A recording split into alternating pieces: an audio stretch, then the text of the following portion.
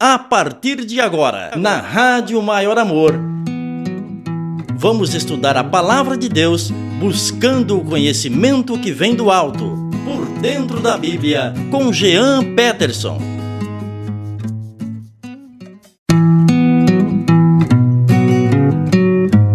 Oi, gente querida, paz do Senhor Jesus! E aí, como você está? Tá tudo certinho? Tudo jóia? Jean Peterson vai chegando por aqui na Rádio Maior Amor. Que maravilha! Mais um sábado abençoado, mais um sábado que o Senhor nos deu.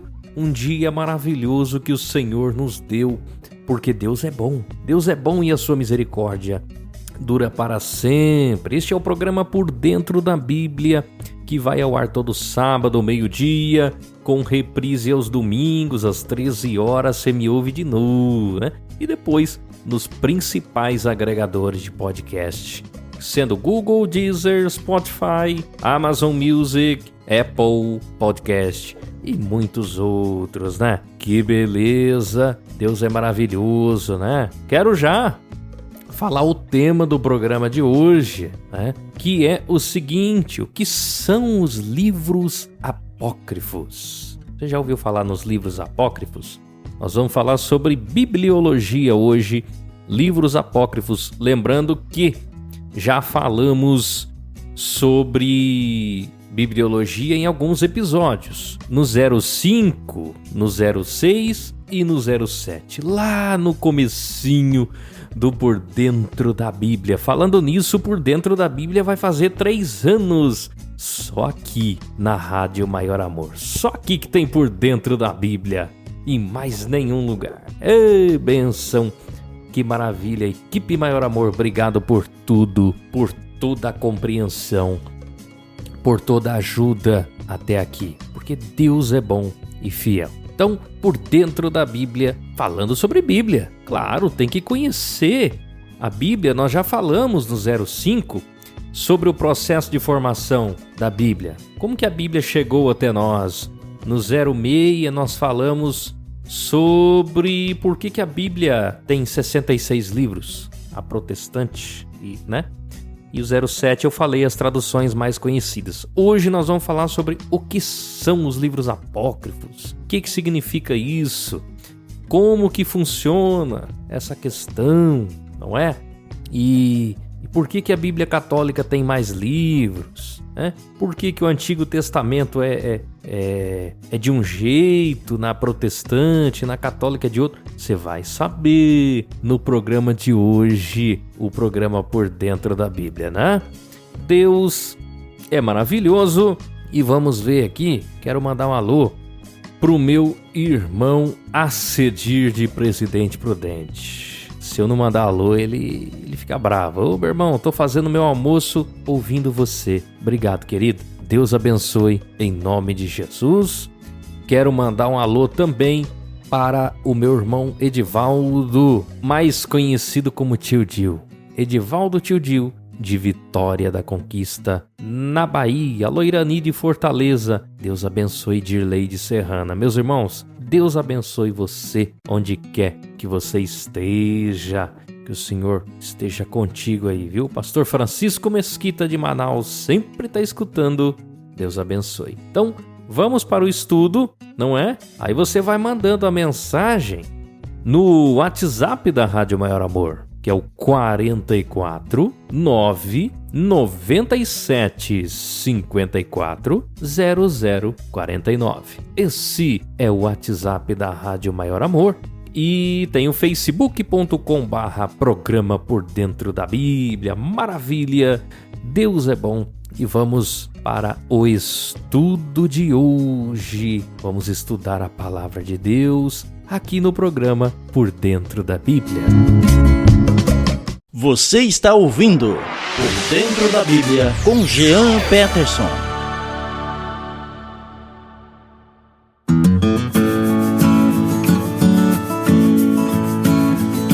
Eu amo essa musiquinha, essa música que abrilhanta o nosso estudo, não é? E eu vou aproveitar antes do estudo, eu só vi agora. Pastor Francisco Mesquita mandando áudio aqui, ó. Não, tem que colocar no ar o áudio do meu querido irmão antes do estudo, ó. Vamos escutar o pastor Francisco Mesquita. Paz do Senhor, por Amém. Dentro da Bíblia. Paz do Senhor, aleluia, todos os ouvintes Amém. da Rádio Maior Amor, do programa Por Dentro da Bíblia. Que Deus assim abençoe poderosamente a sua vida, meu amado irmão. Amém, querido. Ministro da Palavra, Amém. Jean Glória a Petros, Deus. que Deus venha te usar poderosamente nesta manhã. Estou aqui Amém. também ligadinho no programa, Aí, ó. fazendo as minhas atividades e ouvindo o programa.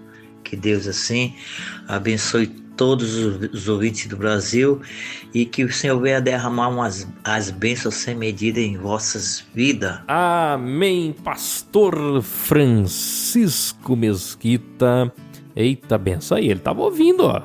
Falei nele e ele tava escutando. Benção, meu irmão. Obrigado, viu? Obrigado por você estar ouvindo, compartilhando. Deus é bom, Deus é fiel. Vamos lá, meus irmãos, vamos pro estudo da palavra de Deus sobre os livros apócrifos, não é? Vamos lá. Livros apócrifos, né? Livro apócrifo, a palavra apócrifo, ela significa aquilo que é oculto, escondido, tem esse sentido. Mas antes de nós nos aprofundarmos, vamos fazer um panorama histórico aqui, não é? Porque assim, tem os livros apócrifos, tem os livros canônicos, não é? Eu vou, apesar que tem episódio sobre isso, como eu já falei, mas eu vou fazer um apanhado rápido aqui pra gente deixar bem claro como que funciona esse mecanismo, né? Como que é esse negócio de livro apócrifo e a Bíblia, como que fica? Então, meus irmãos, nós vamos falar especificamente do Antigo Testamento, tá? Porque os apócrifos estão principalmente lá, né? Eu não vou citar todos, tem muitos, mas vou citar os principais aqui, não é? Livros vamos falar do processo de canonização da Bíblia, né? O que é o cânon? Cânon significa vara de medir, não é? Então, os livros que entraram no cânon, que são os livros inspirados por Deus, eles foram aceitos. Nós vamos ver o processo agora, como que eles foram aceitos, não é? Quais são os critérios para que eles pudessem fazer parte? Lembrando, vou falar do Antigo Testamento, não vou falar do Novo hoje, eu já falei nos programas iniciais que eu citei, né? 05, 06 e 07, eu já falei sobre isso, depois você ouve lá. Vou fazer um apanhado rápido aqui do Antigo Testamento, que é o contexto que nós vamos nos ater, né? Então tá, como que funciona o processo de canonização da Bíblia? Os itens, os critérios que deveriam ser seguidos são os seguintes: inspiração de Deus. Deus é que inspirou os livros sagrados, não é? Deus, ele tem autoridade. E o povo de Deus, ele precisava reconhecer isso, não é? Então Deus inspirou o texto e o povo de Deus, ele reconheceu a autoridade divina destes livros. Deus é o autor, que é o segundo item, o reconhecimento por parte do povo de Deus. Deus inspirou e o povo reconheceu, falou, sim, foi Deus que nos deu, foi Deus que inspirou esses livros, não é? Então, a comunidade, né? A comunidade que recebeu esse livro, esse documento, reconhecia, não é? O reconhecia. E os livros, eles eram copiados e circulados, né? Compartilhados. Quando isso acontecia, não é? Cachorro latindo aqui. Quando isso acontecia, porque a comunidade estava reconhecendo esses livros. Eles compartilhavam, eles copiavam, eles circulavam no meio do povo de Deus e eram aceitos, não é? Tinha que ser aceito por todos. Tinha que ser aceito. Nós vamos mais para frente, você vai entender melhor, mas eles tinham que ser aceitos por todos, não é? Então, vou citar alguns textos aqui que eu anotei, né? O povo aceitou os escritos. Segundo os Reis, capítulo 23, de 1 a 3. Os escritos de Moisés. Êxodo, capítulo 24, versos 3 e 4.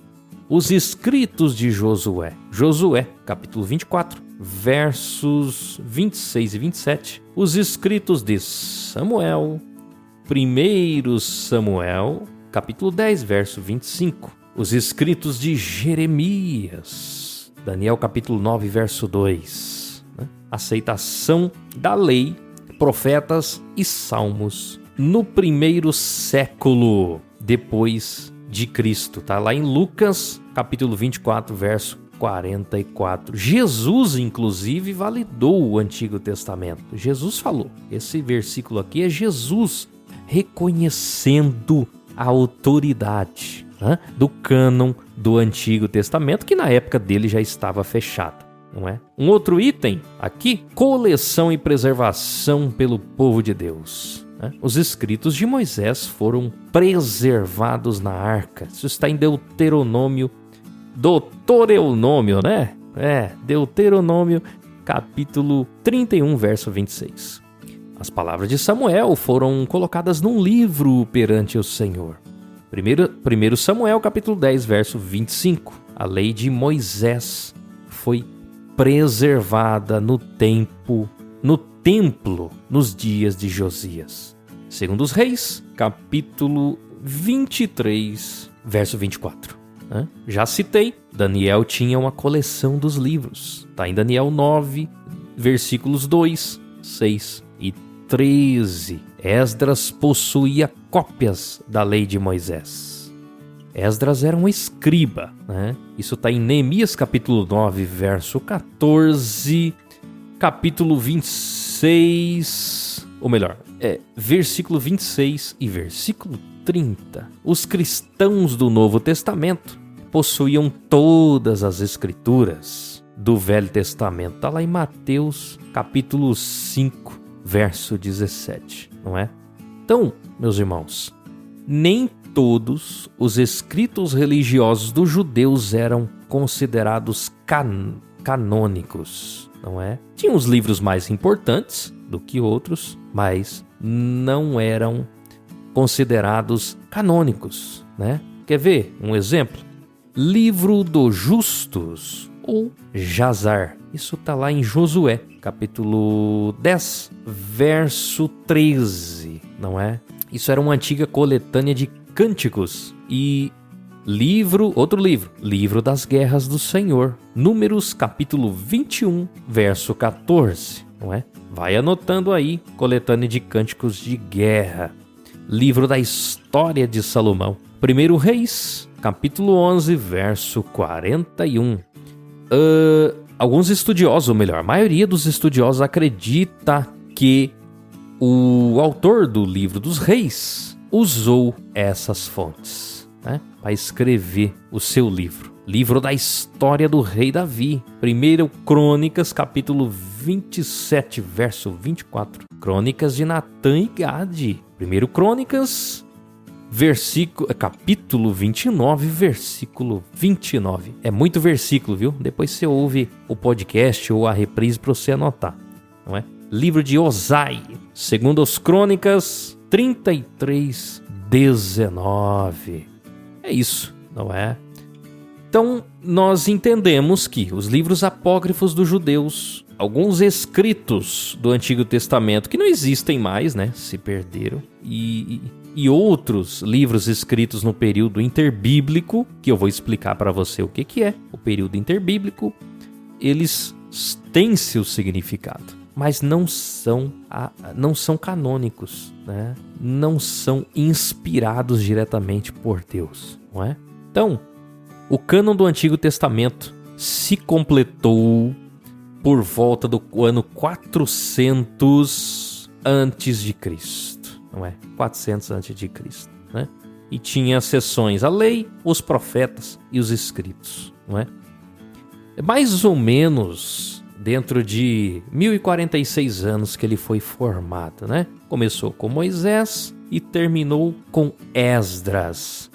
Mais ou menos em 1491 a.C., Moisés começou a escrever e Esdras escreveu em 445 a.C., né? Neemias e Malaquias foram os últimos escritores, né?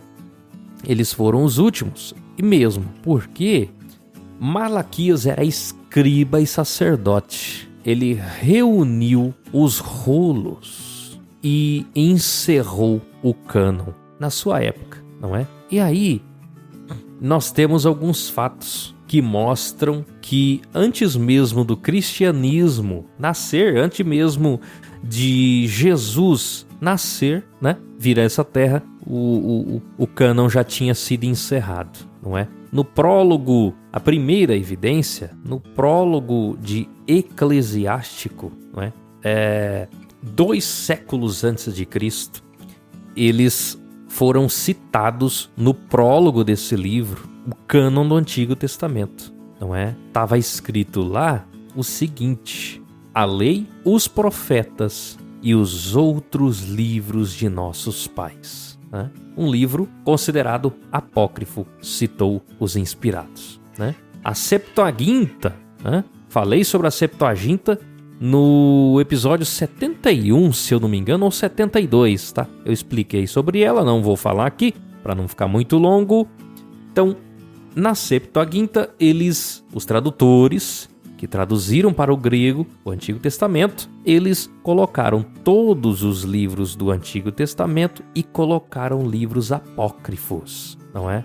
O Flávio Joséfo, um grande historiador hebreu, ele citou 22 livros, mas não era 39, irmão Jean, calma, você vai entender. Ele citou 22 livros, excetuando os apócrifos do cânon, né? E a Septuaginta, depois você ouve lá o episódio ou pesquisa, foi feita por volta de 285 a.C., né, a tradução do Antigo Testamento hebraico para o grego. Não é? O que acontece? O historiador Flávio Joséfo, mostrando que o cânon do Antigo Testamento já tinha sido formado, não é? Depois de Cristo, e não foi formado. Depois de Cristo ele já estava formado. Ele não seria formado ainda. Ele já estava. Flávio Joséfo, ele disse o seguinte, no ano 90 depois de Cristo: porque nós não temos, como os gregos, miríades de livros, discordantes e contraditórios entre si, mas apenas 22 justamente aceitos. Por que 22, irmão Jean? Porque antigamente, os livros de Reis, Samuel, Crônicas, eles eram juntos, não é? Eles eram juntas. Quando a Bíblia foi traduzida para o grego, aí eles se separaram, né? Separaram 1º e 2º Reis, 1º e 2º Crônicas, 1º e 2º Samuel e outras partes, não é? Então, você veja que mesmo a Septuaginta apresentando os livros católicos, os livros apócrifos, não é? Ela trouxe, sim, alguns livros apócrifos. Flávio Joséfo não reconheceu, era um grande historiador hebreu, não é? Muito confiável. E os apóstolos, eles usaram, sim, eles podem ter usado, sim, a Septuaginta, mas não, Jesus mesmo não citou nenhum livro apócrifo, nem os apóstolos, não é? Joséfo disse assim sobre os apócrifos, né? Ele falou o seguinte: rapaz, travou meu computador aqui.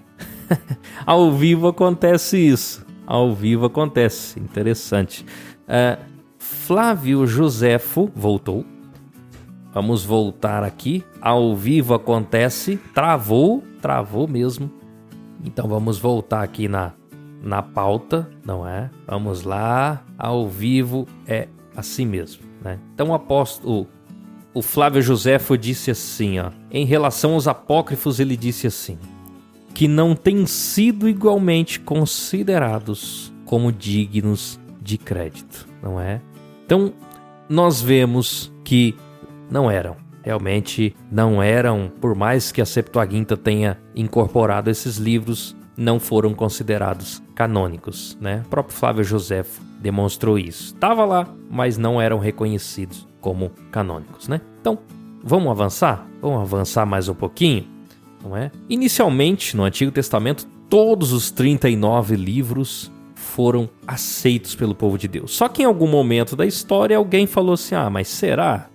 Né? Então, questionaram a canonicidade de alguns livros e depois falaram, não, são canônicos, tá tudo certo, não é? Tá tudo certo. Então deixa assim mesmo, não é? E nós temos 4 terminologias técnicas aqui. Homologomena, livros que foram aceitos por todos. Pseudepígrafos, livros que foram rejeitados por todos. Antilogomena, livros questionados por alguns. E apócrifos, livros aceitos por alguns. E vamos falar agora especificamente dos apócrifos. Você precisava saber antes do que eu citei para você compreender melhor. Tendo tudo isso posto, os apócrifos foram escritos entre Malaquias e Mateus, não é? Aqui é o período interbíblico. O Senhor não falou de nenhuma maneira, o silêncio profético. Então eles escreveram os livros apócrifos, não é?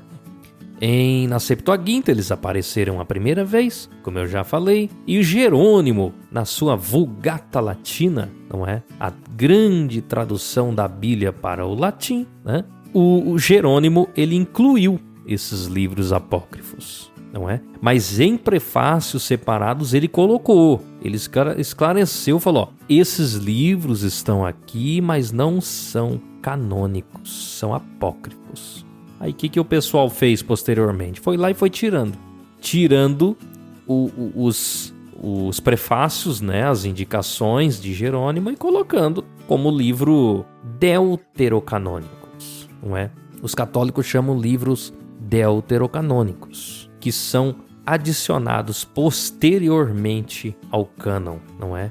E tem um debate sobre isso, não é? São aceitos pelos católicos romanos como canônicos, nós vamos citar aqui os que eles aceitam, e são rejeitados por protestantes e judeus, né? A palavra apócrifa significa oculto, difícil de entender, escondido. Então, mesmo os livros que foram classificados como pseudepígrafos, eles foram chamados de apócrifos, né? Então, são os escritos judaicos do período interbíblico, né? E aí, será que os livros foram escondidos para serem preservados ou porque eram de confiabilidade duvidosa, né? Por que nós rejeitamos os apócrifos? A comunidade judaica nunca os aceitou como canônicos. Jesus também não os aceitou, nem os autores do Novo Testamento, já falei isso, né? Os pais da igreja, grande parte deles também os rejeitaram, né? Nenhum concílio da igreja considerou esses escritos canônicos até o século IV, quando já estavam fechados o cânon do Antigo e do Novo Testamento, né? Jerônimo, grande especialista bíblico, ele rejeitou. Ele deixou bem claro quando ele traduziu a Vulgata Latina, ele falou, não são inspirados, são apócrifos, né? Ele usou esse termo. E até hoje, muitos católicos estudiosos, piedosos, eles, ao longo da Reforma, rejeitaram esses livros, não é? Nenhuma igreja ortodoxa, grega, anglicana ou protestante aceitou esses livros como inspirados e canônicos, não é? E por quê? Por que, irmão Jean? Por que o povo não aceita esses livros, já caminhando para o final? Porque não reivindicam ser proféticos, não têm autoridade de Deus, eles têm erros históricos, 55 erros pelo menos, né? Quer ver? Vou citar aqui, livro de Tobias, Salvação pelas Obras, está lá no capítulo 4, verso 11 e no capítulo 12, verso 9, né? Histórias fictícias e absurdas, está no capítulo 6, versos 1 ao 4, não é? No capítulo 6, versos 5 em diante, ensina magias e feitiçarias. É, segundo Macabeus, culto e missa pelos mortos. Capítulo 12, verso 43 em diante, né? Suicídio louvado. Capítulo 14 desse mesmo livro, verso 39 ao 46, né? O autor também diz que não é inspirado não, hein? Tá lá no capítulo 15, verso 38, né? Eclesiástico, é o terceiro livro apócrifo. Salvação pelas obras, capítulo 3, verso 33, né? Tratamento cruel aos escravos, capítulo 33, versos 25 ao 30. Judite jejuava todos os dias, né? Lá no capítulo 8 de Judite você pode ler isso. E a Bíblia, ela em nenhuma parte diz que jejuar todos os dias é sinal de santidade. E aí os católicos, eles usam essa passagem para canonização dos santos, não é? Jesus jejuou 40 dias e 40 noites, né? E ele era santo e pronto. Não é porque ele fez jejum 40 dias e 40 noites. Ele era santo, entendeu? E esses livros, eles têm algum valor histórico, tá? Tem valor histórico, sim, tudo bem. Mas eles não acrescentam em nada as verdades messiânicas, infelizmente, né? Na maior parte são textos repetidos que já estão nos livros inspirados, não é? E o povo de Deus, eles recusaram esses livros, não é? A igreja recusou e os judeus recusaram, não é? A igreja como um todo, meus irmãos, o que fica claro aqui, tá? O que fica claro? A igreja como um todo, ela deveria aceitar e ela não aceitou. Há muita discussão, até mesmo na Igreja Católica, sobre esses livros, sabe? E eles deveriam aceitar. Todo mundo deveria aceitar esses livros. E não o fizeram, não é? O texto massorético, que era a Bíblia hebraica, não é? Nós podemos gravar um programa sobre isso depois, para não delongar muito aqui. Não continha os apócrifos. Não tinha, não é? É o texto que é o mesmo cânon reconhecido pelos rabinos no ano 110 depois de Cristo. Mais ou menos. Não tinha os apócrifos, né? Aí, o que acontece? No século XVI, os reformadores, por exemplo, Calvino, eles se voltaram para o cânon hebraico, né? Não tinha. Eles apontaram, não são inspirados, né? Como que isso aconteceu? Por que então, irmão Jean, que eles estão na Bíblia Católica? Você falou, por que eles estão na Bíblia Católica e não estão na Bíblia Protestante? Porque em 1546 d.C. houve o Concílio de Trento, a Contra-Reforma. Já havia ocorrido a Reforma Protestante, aí o pessoal falou, vamos fazer uma Contra-Reforma, não é? Aí, pela primeira vez, a Igreja Católica aceitou como livros apócrifos, aceitou como canônicos os livros apócrifos. Vou citar de novo: Tobias, Judite, Sabedoria de Salomão, Eclesiástico, Baruque, 1º e 2º Macabeus e cartas, adições no livro de Esther e cartas de Jeremias, não é? A Vulgata, ela incluiu 1º e 2º Esdras e a oração de Manassés, né? Mas, porém, contudo, então, todavia, nem dentro da Igreja Católica houve unanimidade sobre a canonização desses livros, né? Então, vamos pular algumas coisas aqui, né? Depois, você pode, meu irmão, ler. Você pode pegar uma Bíblia Católica, às vezes algum familiar tem, não tem problema. Você pode pegar e comprovar por você mesmo o que eu falei aqui, tá? Não tem problema não. Você pode ler. Inclusive, os católicos têm Bíblias muito boas, né? Tem Bíblias muito boas, Bíblias excelentes, tirando a parte dos apócrifos, né? É preciso, quem estuda tem que conhecer. Eu tenho Bíblias católicas aqui, né? Para comparar as traduções, não tem problema, não é? Inclusive, vou citar para encerrar, estamos quase terminando, não é? Eu amo esse tema, meus irmãos, eu amo esse tema, viu? Se deixar, eu fico 2 horas falando sobre bibliologia, não é? O Papa Gregório o Grande disse que 1 Macabeus não é canônico, não é?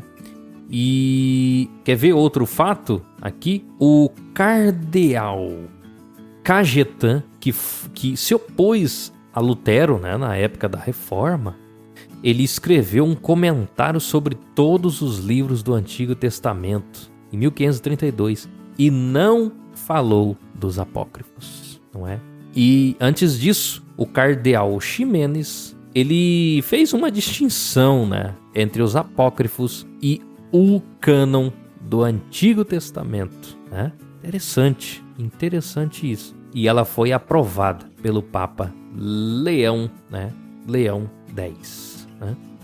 E tem muitos outros fatos, meus irmãos. Eu tô pulando algumas coisas para não ficar tão cansativo para você, não é? Eu sei que tem muitos outros fatos que eu poderia citar, muitos. E o que acontece, né? Por que o Concílio de Trento resolveu adotar esses livros? Eles adotaram, você falou aí. Mas por que isso aconteceu, né?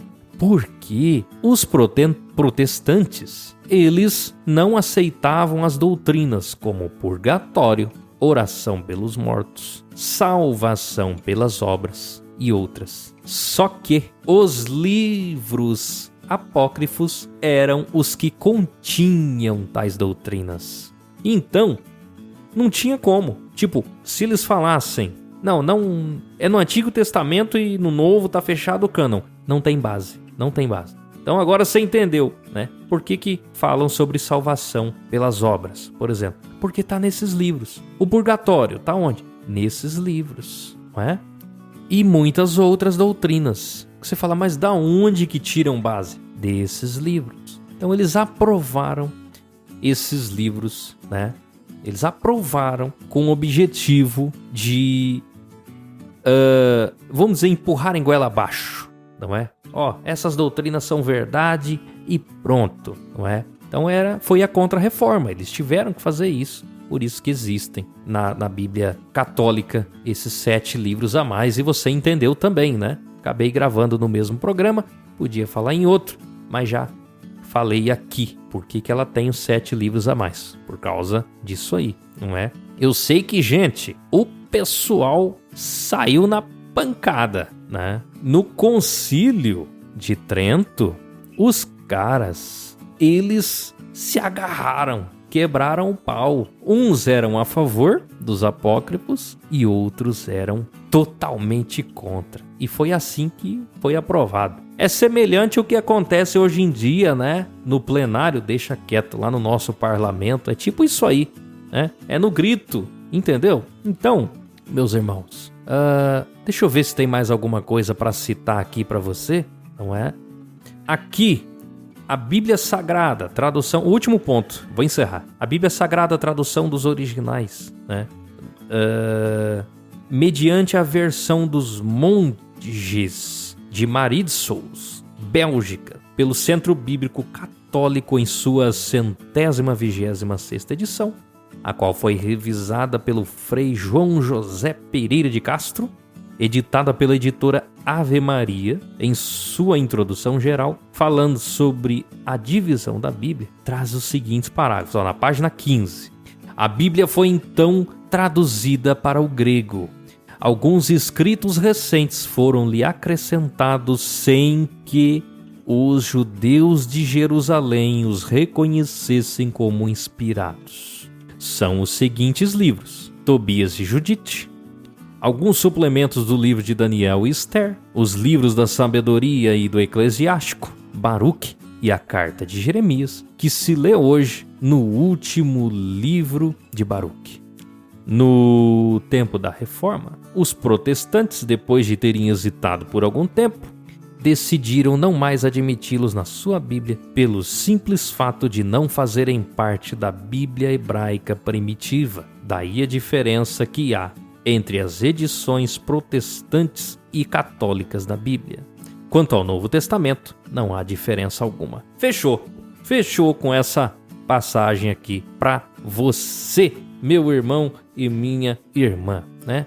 Ficou meio longo, mas você entendeu. Livros apócrifos. Teologia pura aqui para você na Rádio Maior Amor. Oh, Deus é maravilhoso, né? Deus é fiel. O Senhor continue te abençoando, te dando entendimento da palavra dele, cuidando de você, dando fome e sede da palavra de Deus para você. Deus te abençoe. Eu tô indo embora depois desse tema, complicadíssimo, mas o Senhor é bom. O Senhor é bom. Nos sustentou, nos ajudou a apresentarmos mais um programa Por Dentro da Bíblia. Sábado que vem eu tô aqui, tá? Ao meio-dia, com mais um programa Por Dentro da Bíblia. E depois na reprise, domingo, 13 horas, você me ouve de novo se você quiser, viu? E nos principais agregadores de podcast vai estar lá para você escutar. Deus te abençoe. Tchau, tchau. Você acabou de ouvir Dentro da Bíblia com Jean Peterson. Só aqui na Rádio Maior Amor.